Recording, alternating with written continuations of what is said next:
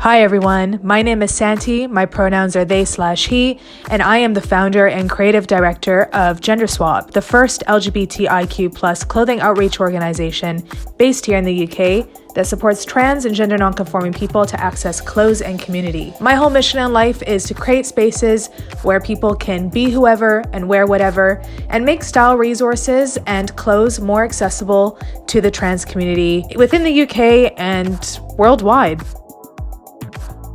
What non-binary means to me is an ultimate sense of gender freedom. So I'm free from the confines of having to describe my relationship to gender as being either man or woman. In fact, I don't feel like I'm either of these genders, but I exist very much outside of the binary, and I can't really place my gender anywhere along the spectrum, except for maybe some forms of my expression being more typically masculine. So for me, non-binary means messy, it means nebulous, it's gray. I exist in a very messy gender space that's always in flux and always changing, and it's something I'm actually really comfortable existing within because I feel like there's more freedom to express myself and more leeway in terms of being able to change how I define my relationship to gender and how I would describe my gender. So it really doesn't fit neatly along a gender spectrum. In fact, it's very much outside of it. And specifically for me, I identify as non-binary as a wider umbrella term, but the label that I use to define my gender would be genderqueer. So I think that non-binary folks are a really strong visual example of the gender multiplicities that exist in the society and the gender diversity that is so present among all of us. So I think that non-binary folks really inspire everyone to kind of step outside of their gender comfort zone, if you will, and to express themselves in ways they never thought of before. And it doesn't mean that you are a different gender. It doesn't mean any of that if you don't want it to. But what it does is non-binary experiences allow for more folks to experiment and to explore with their expressions. And I think that's so important. Non-binary folks have been here since the beginning of time. You can find non-binary folks in ancient civilizations, in so many historical texts. This also is just sort of this grounding of this gender experience that's been here for so long, that's been covered up by, centuries of colonial history and so many other instances where queer histories in general haven't been brought to the fore of, public awareness. Gender euphoria for me isn't necessarily a super loud proclamation. It's not something that I'm yelling out in the streets or having to tell someone about. It's more that I step outside with a little bit more confidence and my head a little bit higher, and I feel really good in myself, in my body. I feel most liberated when I can wear whatever I want and express myself to the nth degree and use whatever pronouns I wish and use whatever identity labels feel true to me in a space that I know they will be used and seen and celebrated. And I think nothing more really speaks to that except for queer spaces. When I'm in queer spaces, I feel so liberated. I can move how I want, dress how I want. I feel really open and free and comfortable. And I've never really felt like that outside of queer spaces.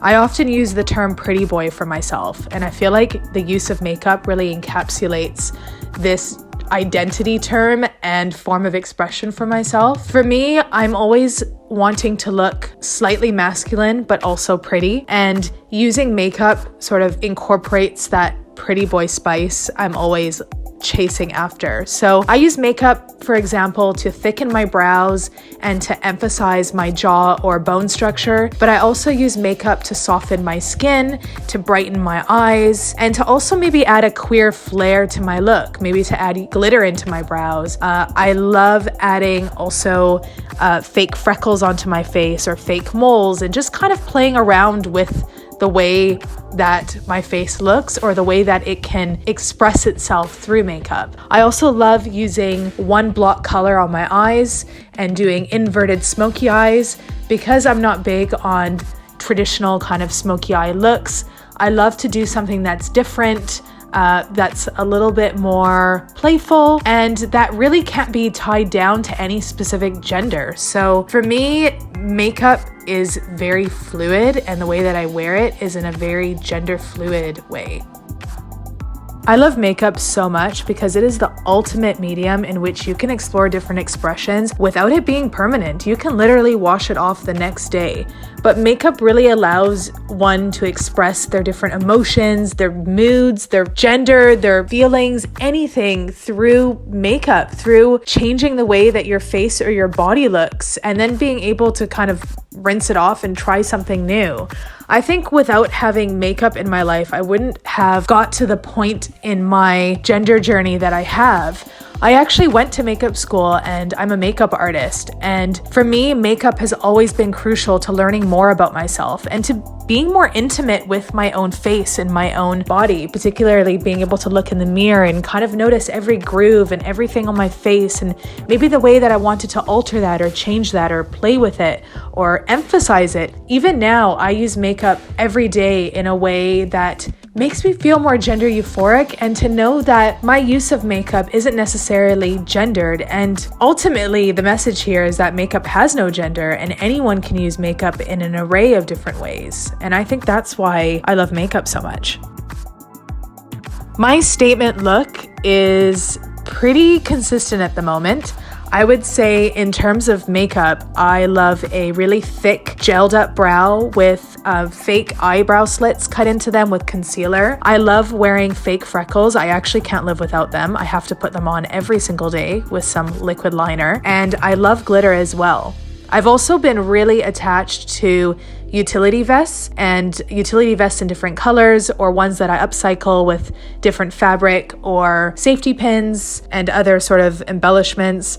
I love anything with a really bright colored pattern. I'm also really attached to chest harnesses at the moment, so I've been making my own or wearing them out with even just a simple t-shirt. And I love a pair of creepers because as a 5'2" person, I'm always trying my best to look a little bit taller. And I love over accessorizing. So tons of necklaces, tons of earrings all on one side. And of course, I can't leave the house without my flat cap on. Although lately with my mullet, which is also a statement piece for me at the moment, I'm wearing less of my hat, which is a new development in my style experience or journey. To any Enbys out there watching, I just wanted to say that I see you and I'm here for all of the ways that you express yourselves, and I love you, and I'm sending out a big hug. It's really difficult existing in a world where everyone's trying to fit us into only two separate boxes and saying that no one else can exist. And so I think you just existing every day is enough. And I just want to say that if you ever need a space to explore your expression, then come find me at Gender Swap and come join in on some of the events and come feel at home in your body and within a community that celebrates you. And also for those of you who are not out yet, or just kind of at the beginning of your gender journey and not quite sure, where you're going or what the end looks like, it's okay. Be patient with yourself and be gentle with yourself. And to anyone watching who's new to learning about non-binary identities, I wanted to thank you for stopping by and watching this and learning something from me today. And I hope that this has inspired you to see gender differently and to challenge the way that you interact with gender in the world. Until next time, everyone, take care of yourselves and see you soon.